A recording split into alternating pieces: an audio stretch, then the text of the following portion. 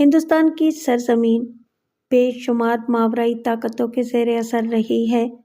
یہاں رونما ہونے والے بے شمار واقعات پر بہت کچھ لکھا گیا ہے۔ ان میں سے کچھ حقیقت تھی اور کچھ محض افسانہ تھا۔ پراسرار اور ماورائی طاقت کے زیر اثر ایک نوجوان کی سرگزشت جسے ان باتوں پر یقین نہیں تھا، مگر وہ سب سچ تھا جو کچھ اس پر گزرا۔ السلام علیکم لسنرز، آئیے خوفناک اور پراسرار واقعات سے بھرپور ایک نئی کہانی سنتے ہیں جس کا عنوان ہے مردہ کھوپڑی۔ تو آئیے شروع کرتے ہیں۔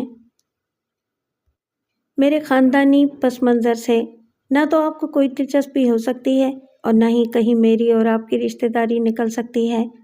اصل شے یہ پراسرار داستان ہے جو آج بھی روز اول کی طرح میرے خواص پر مسلط ہے، اور میں آج تک ان حالات کی اصلیت کی تلاش میں سرگرداں ہوں۔ ایک فارغ البال خاندان سے میرا تعلق ہے اور زندگی عیش و عشرت میں گزاری ہے۔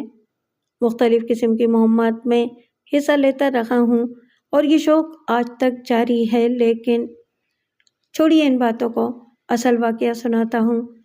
وہ لوگ ہمارے پڑوسی تھے، مصیبت کے مارے تھے۔ انہیں ہمارے محلے میں آئے ہوئے زیادہ عرصہ نہیں گزرا تھا۔ کئی افراد تھے اس خاندان میں، لیکن داستان اس نوجوان لڑکے کی ہے جو قابل رشک صحت کا مالک اور نہایت خوبصورت جوان تھا۔ اس کا نام زیاد تھا، بظاہر نارمل لیکن ذہنی مریض دیوانہ۔ اس کے اہل خاندان کا کہنا تھا کہ وہ اس کا ہر ممکن علاج کرا چکے ہیں، لیکن کوئی فائدہ نہیں ہوا۔ کچھ بزرگوں نے مشورہ دیا کہ اب اس کا روحانی علاج کرایا جائے۔ جوان لڑکا تھا اور اس کے والدین اپنی جوان اولاد کے ذہنی مرض سے بری طرح پریشان تھے۔ وہ اپنے بیٹے کے لیے سب کچھ کرنے کو تیار تھے۔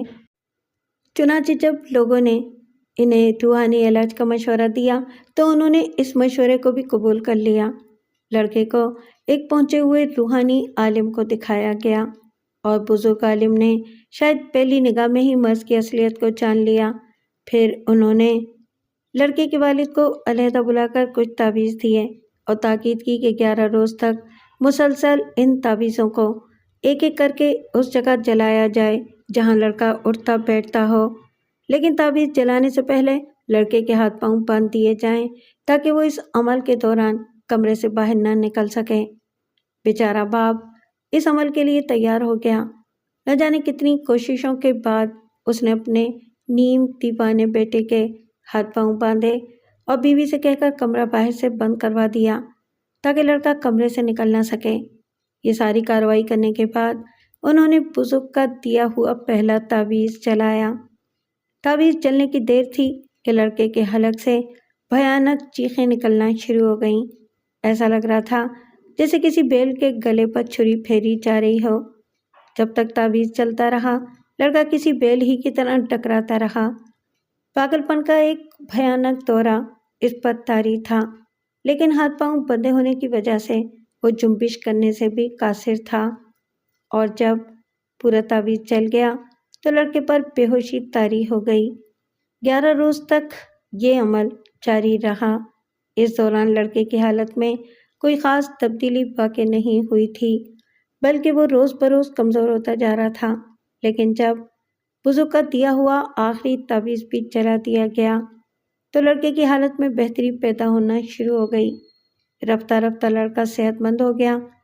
پڑوسی ہونے کے ناطے ہم لوگ زیاد کے بارے میں کافی کچھ جانتے تھے، کیونکہ ان کے گھر کی دیوار ہمارے گھر کی دیوار سے ملی ہوئی تھی۔ کوئی اونچی آواز میں بھی بولتا تو ہمارے گھر اس کی آواز آتی تھی۔ کجا ان دنوں جب زیاد کی چیخیں آسمان سے باتیں کرتی تھیں، اس کی خوفناک آواز ہمارے گھر کا ایک ایک فرد سنتا تھا۔ انہی دنوں میں نے زیاد کے والد سے اس کی ان چیخوں کے بارے میں پوچھا تو وہ کہنے لگے، بیٹا یہی وہ مرض ہے جس نے میرے بیٹے کو کہیں کا نہیں رکھا۔ ان دوروں کے پڑنے کے بعد میرا بیٹا بے سدھ ہو جاتا ہے اور اس کے بعد اسے کسی چیز کا ہوش نہیں رہتا۔ خدا سے دعا کرو کہ روحانی علاج سے اسے فائدہ ہو جائے۔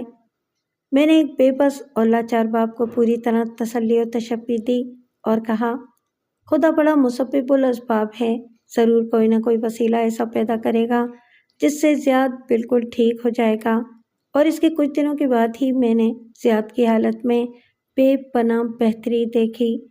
تقریباً 1 مہینے کے بعد وہ مکمل طور پر چاق و چوبند نظر آنے لگا اور اکثر و بیشتر گھر سے باہر بھی نکلنے لگا، لیکن محلے والے چونکہ اس کے دوروں کی شدت دیکھ چکے تھے، اس لیے اس کے قریب جانے سے ڈرتے تھے۔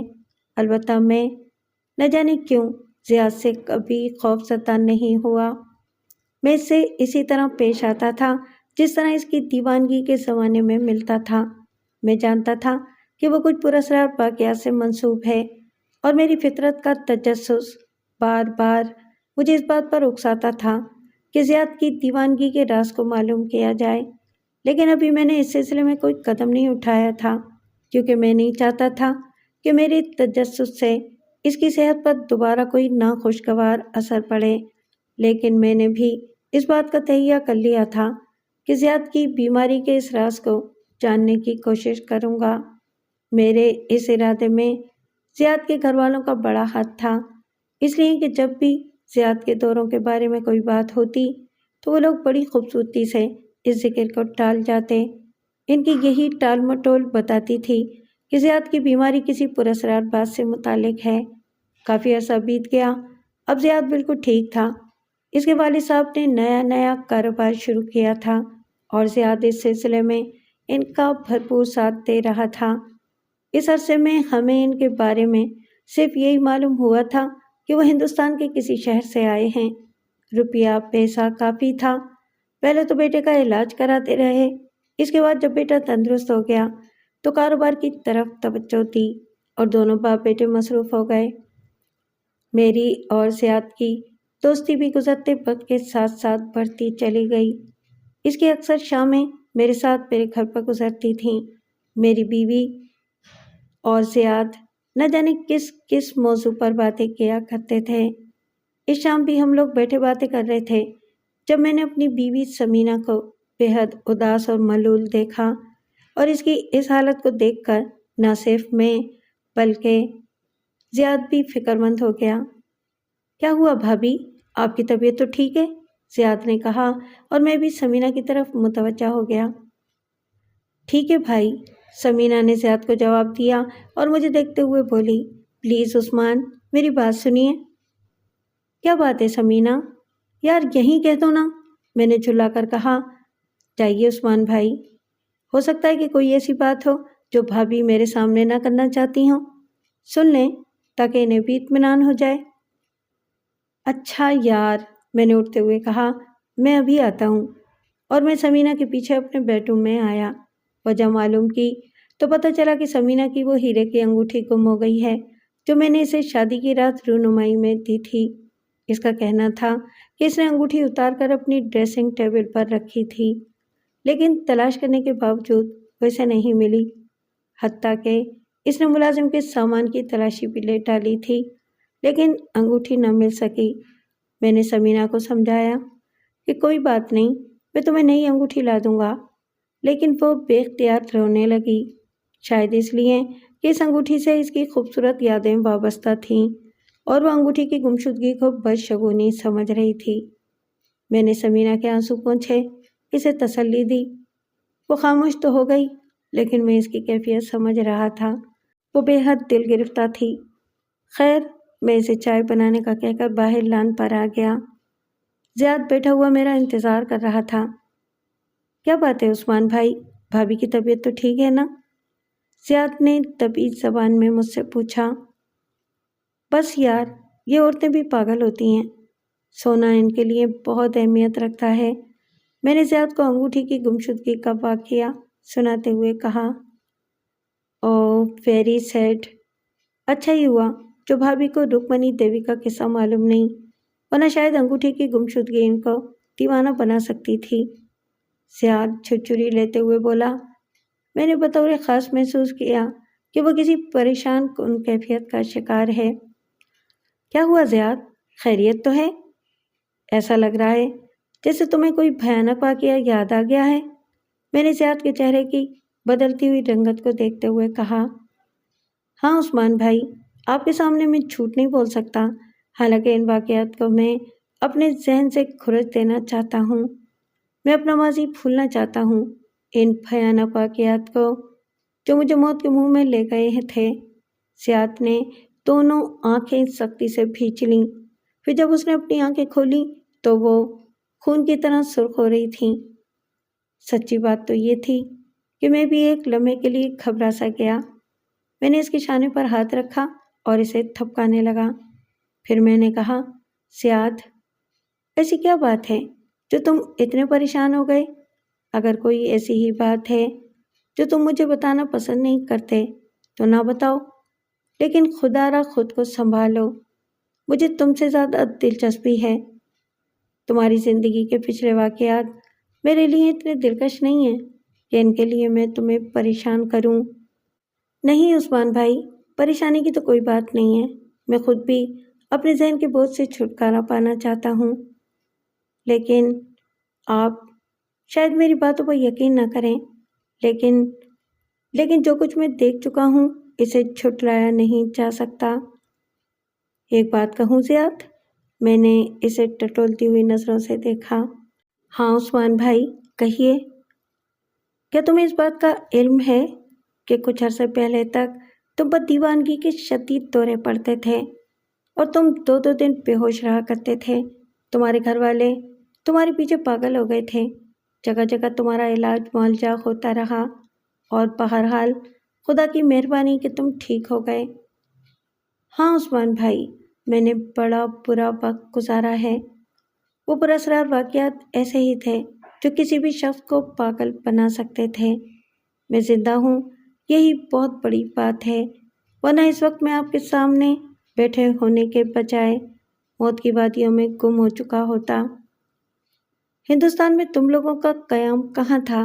میں نے بات کو ذرا گھما پھرا کر پوچھا۔ ہم لوگ چندن پور میں رہا کرتے تھے۔ میرے والد وہاں ٹھیکیداری کیا کرتے تھے۔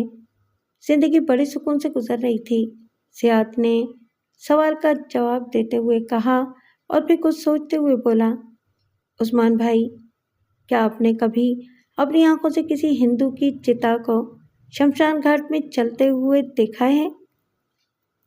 نہیں، اس کی وجہ شاید یہ ہے کہ میرا ہندوستان سے کوئی واسطہ نہیں رہا، بس زیادہ سے زیادہ فلموں کی حد تک یہ سین دیکھے ہیں۔ میں نے دیکھا ہے، سیاد تیزی سے بولا، اور ایک نہیں کئی چتائیں دیکھی ہیں۔ ایک عجیب سی کیفیت ہوتی ہے اس ماحول کی، جلتے ہوئے گوشت کی بو، ہڈیوں کی کڑکڑاہٹ، اور وہ بھی ایک ایسی ہی چتا تھی۔ جوان آدمی کو لکڑیوں کے الاؤ میں ڈال دیا گیا اور جب آگ بھڑک گئی تو ایک حسین نوجوان لڑکی کو بھی زبردستی اس کے ہاتھ پاؤں باندھ کر چتا کی بھڑکتی ہوئی آگ میں پھینک دیا گیا۔ لڑکی کی چیخیں آسمان سے باتیں کر رہی تھیں۔ چند لمحوں کے بعد وہ بھی مرنے والے شوہر کے ساتھ جل بھن کر راکھ ہو گئی۔ بعد میں اس راکھ کو سمیٹ کر دریا میں بہا دیا گیا۔ سیاد اتنا کہہ کر خاموش ہو گیا۔ یوں لگ رہا تھا جیسے وہ مزید واقعات یاد کر رہا ہو۔ جب کافی دیر وہ کچھ نہ بولا تو میں نے اس سے کہا، لیکن زیاد، اس لڑکی کا یا اس آدمی کی موت سے تمہارا کیا تعلق ہے؟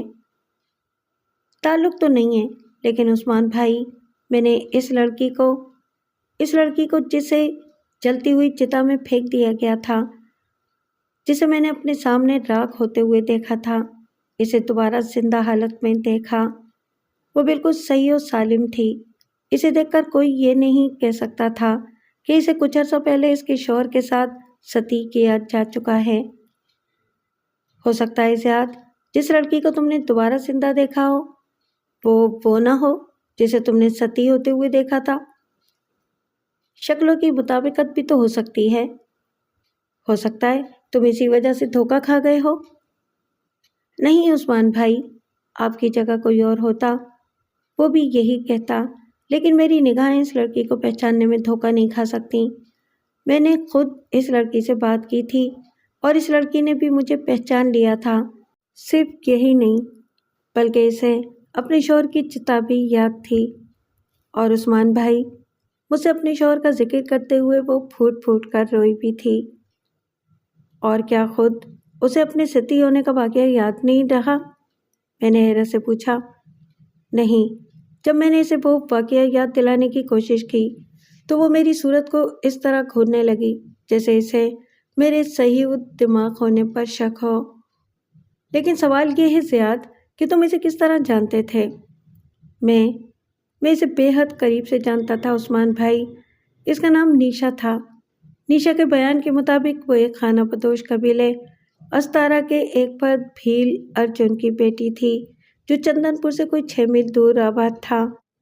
قرب و جوار کی بستیوں میں رہنے والوں کے خیال کے مطابق وہ کالے علم کا ماہر تھا اور اسی دہشت اور خوف کی وجہ سے دوسری بستی کے لوگ استارا قبیلے کے لوگوں سے ملتے ہوئے گھبراتے تھے۔ ایک عجیب پراسراریت تھی زیاد کی باتوں میں۔ کالے علم کے ماہر بھیل ارجن کے تذکرے نے میرے شوق اور تجسس کو مزید ہوا دی۔ ایک زمانے میں مجھے بھی پراسرار علوم سے بہت دلچسپی رہی تھی۔ اس زمانے میں بھی کچھ ایسے مافوق الفطرت واقعات سے میرا واسطہ پڑا تھا جن کی توجیہ مشکل تھی اور جو سراسر کالے جادو اور سفلی علوم پر مشتمل تھے۔ لیکن اس حد تک تو ان باتوں کو تسلیم کر لینے میں کوئی خرچ نہیں تھا، لیکن یہ کہ جل کر خاک ہو جانے والی لڑکی دوبارہ زندہ وجود میں نظر آئے، یہ ایک ناقابل فہم سی بات تھی۔ لیکن اس بات پر زور دینا کہ زیاد غلط کہہ رہا ہے میرے نزدیک ناپسندیدہ فعل تھا، کیونکہ زیاد کے چہرے کے تاثرات اور انداز گفتگو اور سوچ میں گم آنکھیں بتاتی تھیں کہ وہ جو کچھ کہہ رہا ہے اس میں کچھ غلط نہیں ہے۔ چنانچہ میں نے اسے دیکھتے ہوئے کہا، زیاد، تم نے اپنی کہانی میں ابھی تک 2 کرداروں کا تذکرہ کیا ہے، ایک رکمنی دیوی اور دوسری نیشا۔ کیا انہی دونوں کرداروں نے تمہاری زندگی کو دیوانگی سے ہمکنار کیا؟ ہاں عثمان بھائی، نیشا کا مجھ سے کوئی خاص تعلق نہ تھا، لیکن رکمنی دیوی میرے لیے ایک خاص حیثیت رکھتی تھی۔ میں آپ کو اپنی کہانی سناؤں گا عثمان بھائی، لیکن ایک شرط ہے، وہ یہ کہ آپ اس کہانی کو اپنے سینے میں محفوظ رکھیں گے، حتیٰ کہ بھابھی سے بھی اس بارے میں کچھ نہیں کہیں گے۔ زیاد نے ہونٹ کاٹتے ہوئے اداس لہجے میں کہا، آل رائٹ زیاد، تم مجھ پر بھروسہ کر سکتے ہو یار، تمہارا راز میرے سینے کی گہرائیوں میں دفن رہے گا۔ میرا جواب سن کر وہ خاموش ہو گیا، پھر اس نے اداس آواز میں کہنا شروع کیا، یہ ان دنوں کی بات ہے عثمان بھائی جب ہم لوگ چندن پور میں رہا کرتے تھے۔ رکمنی ہمارے گھر کے قریب ہی رہا کرتی تھی۔ میں اور رکمنی ہم عمر ہونے کے ناطے ایک دوسرے سے بے حد قریب تھے، بچے تھے اس لیے مذہب کے بارے میں کچھ نہیں جانتے تھے، اور یوں ہمارے بچپن کی محبت آہستہ آہستہ دل میں جڑیں مضبوط کرتی چلی گئی۔ جوان ہوئے گو مذہب کی تفریق سمجھ میں آ گئی تھی، لیکن دلوں میں گڑے ہوئے جذبہ محبت کو کیا کرتے جس نے ہم دونوں کے دلوں میں تناور جڑیں پکڑ لی تھیں۔ گھر والوں نے تو ہمارے میل جول پر کبھی اعتراض نہیں کیا تھا، لیکن پھر کیوں ہوا کہ رکمنی ہمارے گھر آنے سے شرمانے لگی، اور میں یہ بات جانتا تھا کہ وہ ہمارے گھر آنے سے کیوں کتراتی ہے۔ چنانچہ ہم دونوں اپنا زیادہ وقت باہر گزارنے لگے۔ رکمنی کے والد ایک اچھے عہدے پر فائز سرکاری آفیسر تھے۔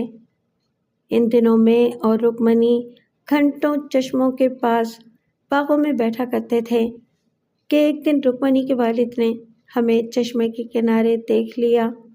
وہ چونکہ ہندو تھے، چنانچہ وہ رکمنی کو گھسیٹتے ہوئے گھر لے گئے، اور پھر انہوں نے رکمنی کو سختی سے منع کر دیا کہ اگر دوبارہ وہ میرے ساتھ کہیں دیکھی گئی تو اچھا نہیں ہوگا۔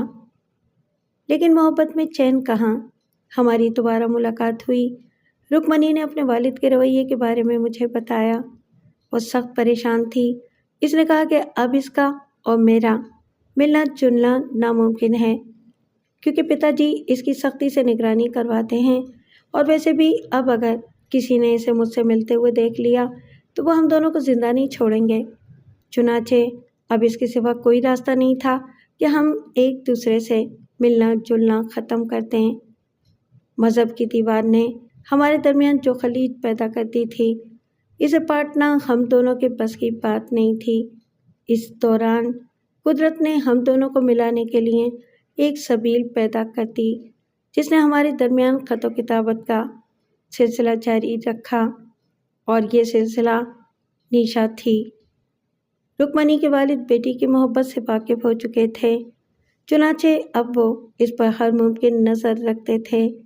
وہ نہیں چاہتے تھے کہ ان کی بیٹی کسی مسلمان کی منظور نظر بن جائے، چنانچہ انہوں نے اپنی بیٹی کی کڑی نگرانی شروع کر دی اور اس کے لیے ایک ملازمہ بھی رکھ لی، جس کا کام صرف اتنا تھا، وہ ہر ممکن طریقے سے رکمنی کی نقل و حرکت پر کڑی نگاہ رکھ سکے۔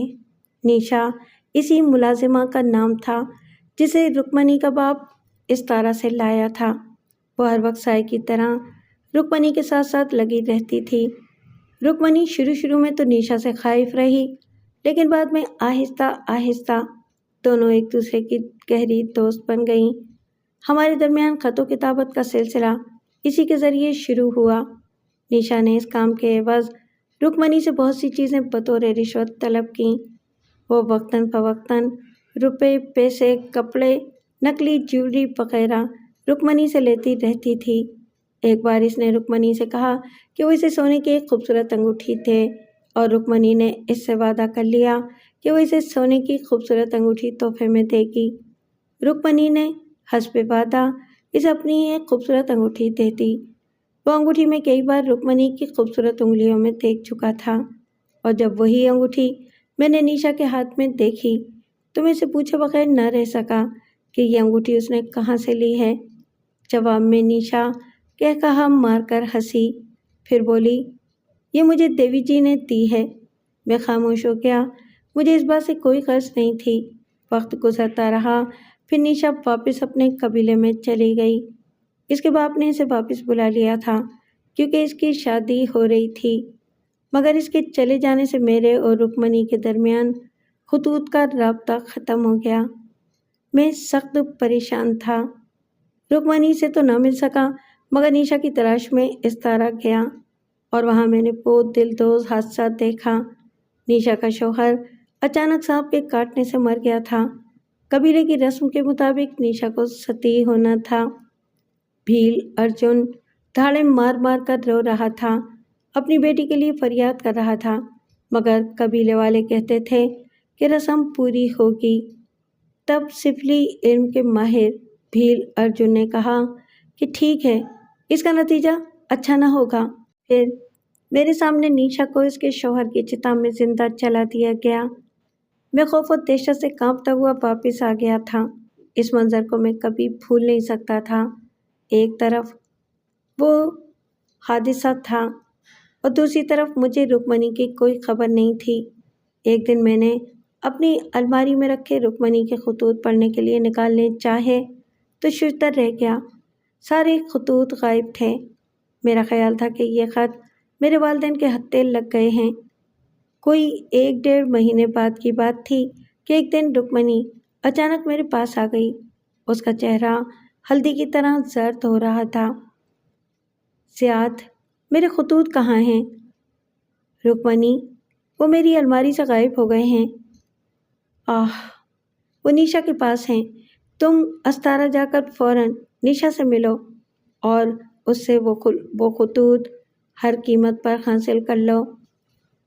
مگر رکمنی، تمہیں نیشا کے بارے میں کچھ نہیں معلوم۔ اس بیچاری کو تو بدترین حادثہ پیش آ چکا ہے۔ میں نے رکمنی کو پوری کہانی سنا دی تو وہ ششدر رہ گئی۔ نہیں، تمہیں غلط فہمی ہوئی ہے، وہ کوئی اور ہوگی۔ نیشا تو زندہ ہے۔ میں نے اپنی آنکھوں سے یہ سب کچھ دیکھا ہے۔ آنکھیں دھوکہ کھا سکتی ہیں کیونکہ ہاں بولو۔ نیشا نے مجھے پیغام بھجوایا ہے ایک آدمی کے ہاتھ کہ میرے سارے خطوط اس کی تحویل میں ہیں، اور یہ کہ اگر میں اپنی عزت بچانا چاہتی ہوں تو 5000 روپے بھیج کر کسی کے ذریعے خطوط واپس منگوا لوں۔ دوسری صورت میں یہ خطوط میرے پتا جی کو روانہ کر دیے جائیں گے۔ ثبوت کے طور پر رکمنی کا لکھا ہوا ایک پرانا خط بھی بھیجا گیا تھا، اور اس کام کے لیے 3 دن کی مہلت دی گئی تھی۔ बहरहाल मुझे इस बात का यकीन तो न आया कि निशा दोबारा जिंदा हो सकती है। इसके बावजूद मैंने रुक्मणी से वादा कर लिया कि मैं इस तरह जाकर निशा से मिलूंगा और इससे मैं इसके खतूत हासिल कर लूँगा। ज़याद की निगाहों की वीरानी बढ़ती जा रही थी और चेहरे पर दर्द कर के तासुरात गहरे होते जा रहे थे। थोड़ी देर के बाद उसने दोबारा कहना शुरू किया। निशा ने जिस रकम का मुतालबा किया था वो रकम रुक्मणी फराहम न कर सकी। अलबत्ता इसने मुझसे दरख्वास्त की थी कि मैं किसी भी तरह रकम का बंदोबस्त करके इसे निशा तक पहुंचा दूं और वह खतूत हासिल कर लूं जो रुक्मणी की बदनामी का बायस बन सकते थे। मैं तो रुक्मणी की मोहब्बत का दीवाना था, उसके लिए जान भी दे सकता था। चुनाचे मैंने इसी रात अपने वालिद की अलमारी से 5,000 रुपये निकाले और सुबह होते ही इस तारा की तरफ चल दिया। लेकिन काश मैंने रुक्मणी का कहना न माना होता, मगर तकदीर का लिखा हर हाल में पूरा होकर रहता है।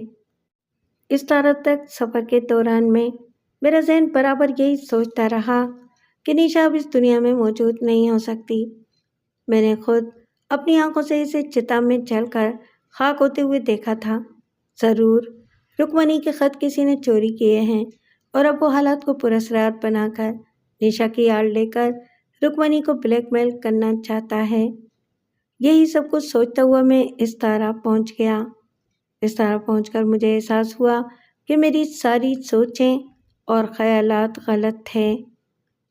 मैंने इस तारा कबीले की सरहद पर निशा को अपना मुंतज़िर पाया।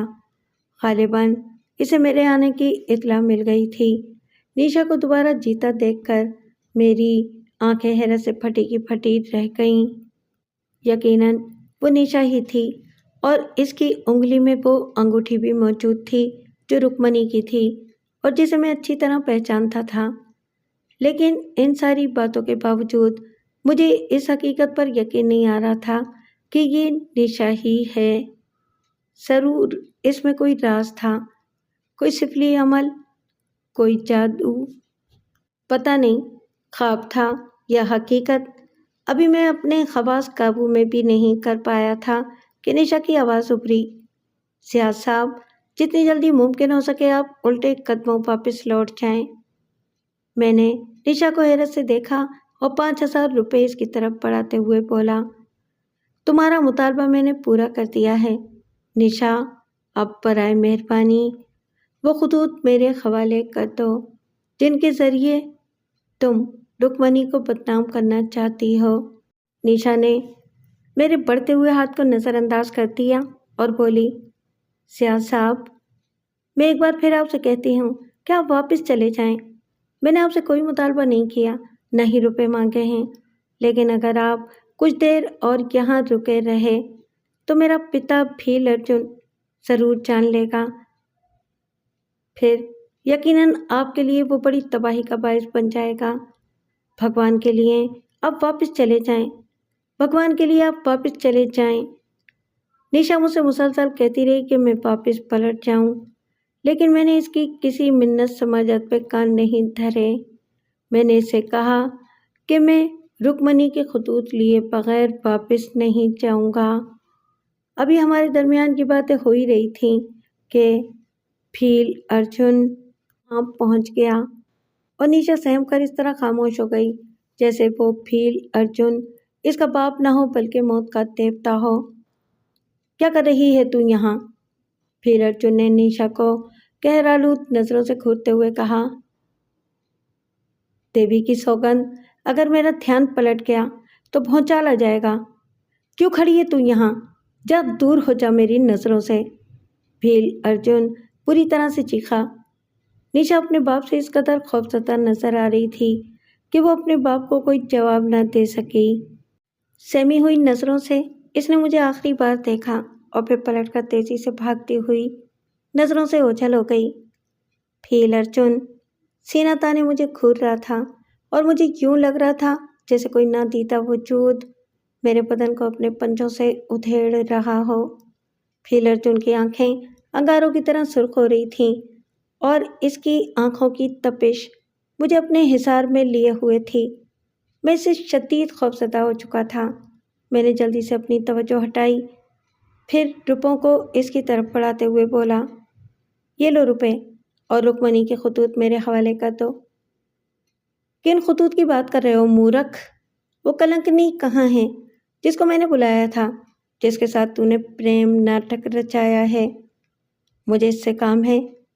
دیوی کی پوتر شریر کی شوبھا بڑھانے کے لیے اس کے خون سے اشنان کرانا ضروری ہے۔ کہاں ہے رکمنی؟ کہاں ہے وہ کلنکنی؟ فیل ارجن کڑک آواز میں بولا۔ بکواس بند کر فیل ارجن، اور سیدھی طرح وہ خطوط میرے حوالے کر دے جن کے ذریعے تو ایک معصوم لڑکی کو بلیک میل کر رہا ہے۔ میں تجھ سے وہ خطوط حاصل کرنے آیا ہوں، ورنہ بات اگر بڑھ گئی تو میں تجھے چھوڑوں گا نہیں۔ ارے جا مورکھ، ابھی اس دھرتی پر کوئی ایسا سورما پیدا نہیں ہوا جو میری شکتی سے ٹکرا سکے، اور تو کر ہی کیا سکتا ہے؟ فیل ارجن نے حقارت سے تھوکتے ہوئے کہا۔ دیکھ فیل ارجن، مجھے تم سے کوئی پرخاش نہیں ہے۔ میں نے تمہیں تمہارے مطلوبہ روپے پہنچا دیے ہیں اور اب تم بھی مجھے وہ خطوط واپس کر دو۔ فیل ارجن میری بات سن کر قہقہے لگانے لگا، پھر یکلخت وہ سنجیدہ ہو گیا۔ اس نے آگے بڑھ کر روپے مجھ سے لے لیے۔ اس کے بعد اس نے اپنے جسم کو اس طرح ساکت کر لیا جیسے وہ انسان نہیں بلکہ پتھر کا بے جان بت ہو۔ اس کی شعلہ بار نگاہیں مجھ پر جمی ہوئی تھیں۔ بڑی دیر تک وہ مجھ پر نگاہیں جمائے کھڑا رہا، پھر اس کے جسم میں دوبارہ حرکت ہوئی اور وہ غضبناک لہجے میں بولا، جا مورکھ جا، واپس چلا جا، ورنہ میں تجھے نشٹ کر دوں گا۔ اس سے پہلے کہ میں فیل ارجن کی بات کا کوئی جواب دیتا، وہ میرے سامنے ہی میری نظروں سے اوجھل ہو گیا۔ خدا جانے اسے زمین کھا گئی یا آسمان۔ خوف اور دہشت سے میرا برا حال ہو رہا تھا۔ میرا پورا وجود پسینے میں تر ہو چکا تھا۔ کچھ دیر تک میں اپنی جگہ کھڑا اپنے آپ پر قابو پانے کی کوشش کرتا رہا، پھر ہمت کر کے قدم آگے بڑھانے کی کوشش کی۔ دوسرے ہی لمحے میرے حلق سے ایک بھیانک چیخ نکل گئی۔ وہ جگہ جہاں وہ شیطان فیل ارجن کھڑا ہوا تھا، اب وہاں ایک انسانی کھوپڑی پڑی ہوئی تھی۔ یہ کھوپڑی بری طرح سے چٹکی ہوئی تھی اور دو سوکھے ہاتھوں کے پنجر اسے تھامے ہوئے تھے۔ چٹکی ہوئی کھوپڑی کے بڑے بڑے دانت دیکھ کر مجھے دہشت سے جھرجھری سی آ گئی۔ میں وہاں رک نہ سکا اور بے اختیار بھاگنے لگا۔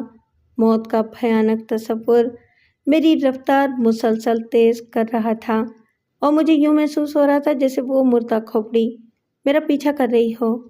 میں بھاگا جا رہا تھا، کسی بات کا ہوش نہیں تھا۔ پھر اچانک کوئی نادیدہ ہاتھ میرے چہرے پر پڑا اور میرا منہ دوسری طرف گھوم گیا۔ اتنا شدید چکر محسوس ہوا تھا مجھے کہ دوسرے ہی لمحے میں خوفناک انداز میں چیختا ہوا زمین پر گر گیا۔ اسی وقت وہ مردہ کھوپڑی ان سوکھے ہاتھوں سمیت میرے سینے پر آ لگی۔ پھر کیا ہوا مجھے یاد نہیں۔ شاید خوف و دہشت کے ملے جلے احساسات نے میرے اعصاب پر اتنا گہرا اثر کیا تھا کہ میں بے ہوش ہو گیا۔ پھر کیا ہوا؟ میں نے بےتابی سے پوچھا۔ بس پھر جب مجھے ہوش آیا تو میں اپنے گھر میں تھا۔ میرے گھر والے میرے نزدیک تھے اور شدید پریشانی کا شکار تھے۔ وہ یہ بات سمجھنے سے قاصر تھے کہ میرا یہ حال کیوں کر ہوا ہے۔ 3-4 دن کے بعد جب میری طبیعت سنبھلی تو مجھے اپنے ملازم کے ذریعے معلوم ہوا کہ رکمنی پاگل ہو گئی ہے۔ اس پر شدید دورے پڑتے ہیں۔ اس کا ذہنی توازن بگڑ گیا تھا۔ اس کے والدین علاج کی غرض سے اسے کہیں باہر لے گئے۔ اس شہر نے میرے دل و دماغ پر جو اثر کیا، اس کا اندازہ میرے سوا کوئی نہیں کر سکتا کہ یہ خبر سن کر میری کیا حالت ہوئی تھی۔ عثمان بھائی، مجھے تو کچھ بھی نہ ملا، لیکن ایک بات کا مجھے اندازہ تھا، وہ یہ کہ رکمنی کو پاگل کرنے میں ایک ہی شخص کا ہاتھ ہے، اور وہ ہے شیطان فیل ارجن۔ میں نے طے کر لیا تھا کہ اس مردود کو چھوڑوں گا نہیں۔ تندرست ہونے کے بعد ایک بار پھر اس طرح کا سفر کروں گا اور اس منحوس شیطان بھیل ارجن کا جسم گولیوں سے چھلنی کر ڈالوں گا جس نے میری رکمنی کو پاگل کر دیا تھا۔ لیکن یہ سوچ صرف سوچ ہی رہی، مجھے اس منحوس ارجن سے انتقام لینے کا موقع نہ مل سکا۔ میری ذہنی حالت خراب سے خراب تر ہوتی چلی گئی۔ رات کو سوتے میں بار بار بھیانک کھوپڑی اور سوکھے ہوئے ہاتھوں کے کھڑکھڑاتے پنجر میری نگاہوں کے سامنے آ جاتے اور میں چیخ مار کر جاگ اٹھتا۔ رفتہ رفتہ میری ذہن کی حالت بد سے بدتر ہوتی چلی گئی۔ میرے والدین اور ڈاکٹر بار بار مجھ سے پوچھتے کہ میرے سوتے میں چیخنے کی وجہ کیا ہے، میں کیا دیکھتا ہوں، لیکن ان کے بار بار پوچھنے کے باوجود میں اپنی اور رکمنی کی کہانی کسی کو نہیں سنا سکا۔ جس لڑکی کو میں پا نہیں سکتا تھا، اس کا ذکر کر کے اس کی بدنامی کیوں کرتا؟ رکمنی کی یاد میری زندگی کا ایک روگ بن گئی، اور جب بڑے بڑے ڈاکٹر میرا علاج نہ کر سکے تو میرے والد مجھے ہندوستان سے لے کر یہاں آ گئے۔ یہاں عثمان بھائی، انہیں بہت سے لوگوں نے میرے لیے روحانی علاج کا مشورہ دیا، اور پہلی بار جب میرے والد صاحب مجھے لے کر ایک بزرگ کے پاس چلے گئے، بزرگ نے مجھے دیکھا، پتہ نہیں انہوں نے کیا محسوس کیا، میں اس بارے میں کچھ کہہ نہیں سکتا۔ وہ مجھ پر کچھ پڑھ کر پھونک رہے تھے کہ اسی وقت مجھ پر بھیانک دورہ پڑا۔ اتنا شدید دورہ تھا عثمان بھائی کہ میں ہوش و خرد کی دنیا سے غافل ہو گیا۔ اسی غفلت میں وہی پراسرار کھوپڑی اور سوکھے ہاتھوں کے پنجر کھڑکھڑاتے ہوئے ایک بار پھر میری نگاہوں کے سامنے آ گئے۔ اس روز پہلی بار اس ہولناک کھوپڑی کے ڈھانچے نے مجھے تاکید کی کہ میں اس تارا قبیلے کے بارے میں اپنی زبان بند رکھوں، بیر ارجن کا ذکر کسی سے نہ کروں، ورنہ میرا انجام بھی بڑا بھیانک ہوگا۔ اس کے بعد میری کیا کیا حالتیں ہوئیں مجھے اس کا علم نہیں، بس انہی بزرگ کے تعویذ میری زندگی کی مشکلات کو دور کرتے چلے گئے، اور آج میں صحت مند، تندرست و توانا آپ کے سامنے بیٹھا ہوا ہوں۔ البتہ ایک بات مجھے وثوق سے پتہ ہے عثمان بھائی، کہ آپ وہ پہلے شخص ہیں جسے میں نے اپنی داستان سنائی ہے۔ میں نے آج تک اپنے گھر والوں کو بھی اپنی زندگی کے اس باب کے بارے میں کچھ نہیں بتایا۔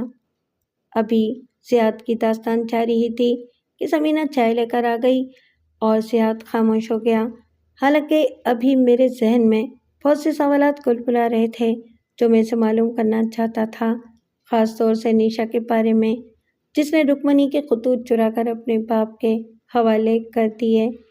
آخر اس کی وجہ کیا تھی؟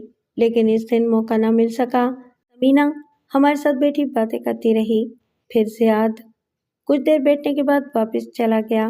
سمینہ اٹھی اور کھانے کی تیاری کرنے لگی، میں بھی اپنے کام کاج میں مشغول ہو گیا۔ اس کے بعد 2 دن تک میری زیاد سے ملاقات نہ ہو سکی۔ تیسرے روز جب میں آفس سے آیا تو سمینہ اور میرے گھر والے گھر میں موجود نہ تھے۔ میں نے ملازم لڑکے سے پوچھا تو اس نے مجھے بتایا کہ زیاد صاحب کا انتقال ہو گیا ہے اور میرے گھر والے وہیں گئے ہیں۔ زیاد کی موت کی خبر سن کر مجھ پر بجلی سی ٹوٹ پڑی۔ میں نے فوراً ہی اس کے گھر کی طرف روانگی اختیار کی، جہاں زیاد کے والدین اور ان کے ملنے جلنے والے سبھی موجود تھے۔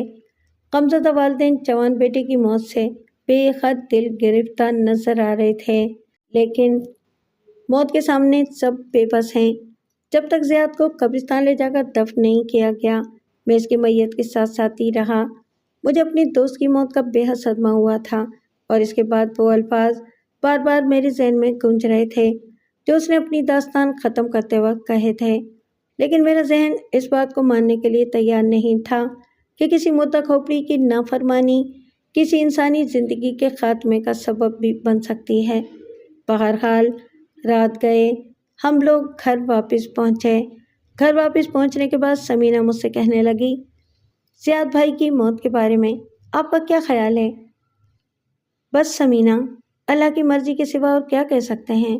میں نے غمزدہ لہجے میں جواب دیا۔ بڑا نیک لڑکا تھا۔ ہاں، اس میں تو کوئی شک نہیں ہے، لیکن کیا آپ نے وہ بات نہیں سنی جس کے متعلق اندر عورتوں میں گفتگو ہو رہی تھی؟ کون سی بات؟ میں نے چونک کر پوچھا۔ خدا ہی بہتر جانتا ہے، لیکن دیکھنے والوں کا کہنا ہے کہ زیاد بھائی کو جب مردہ حالت میں پایا گیا تو ان کے سینے پر کسی مردہ کھوپڑی اور سوکھے ہوئے ہاتھوں کا ڈھانچہ بھی موجود تھا، اور عام خیال یہی ہے کہ انہیں مارنے میں کسی پراسرار وجود کا ہاتھ ہے۔ خاموش ہو جاؤ سمینہ، فالتو باتوں سے کیوں ذہن کو پریشان کر رہی ہو؟ میں نے اپنی بیوی کو تسلی دیتے ہوئے کہا، لیکن وہ پوری رات میں نے آنکھوں میں کاٹ دی تھی۔ زیاد کو ہدایت کی گئی تھی کہ وہ اپنا راز کسی کو نہ بتائے۔ اس نے مجھے اپنے راز میں شریک کر لیا تھا اور زندگی سے ہاتھ دھو بیٹھا تھا۔ زیاد کو مرے ہوئے کئی سال ہو چکے ہیں۔ اس کی داستان کا ایک ایک لفظ مجھے آج بھی ازبر ہے۔ کئی بار میرا دل چاہا کہ خود ہندوستان جا کر ان حالات کو قریب سے دیکھنے کی کوشش کروں جنہوں نے زیاد کو پراسرار موت سے ہمکنار کیا تھا، لیکن میری فطرت اور طبیعت مہم جو ہونے کے باوجود شاید اس مردہ کھوپڑی اور سوکھے ہاتھوں کے پنجر سے خوف کھاتی ہے، جسے میں نے خود بھی زیاد کے سینے پر دیکھا تھا اور سمینہ سے اس کا تذکرہ گول کر گیا تھا، کیونکہ میں نہیں چاہتا تھا کہ ایک بار پھر زیاد کی داستان دہرائی جائے۔ لیکن آج بھی یہ کہانی مجھے روز اول کی طرح یاد ہے، اور جب بھی اس پر غور کیا جاتا ہے تو میری نیندیں حرام ہو جاتی ہیں۔ یہ سب کیا تھا؟ کیا ہے؟ کیا ایسا ممکن ہے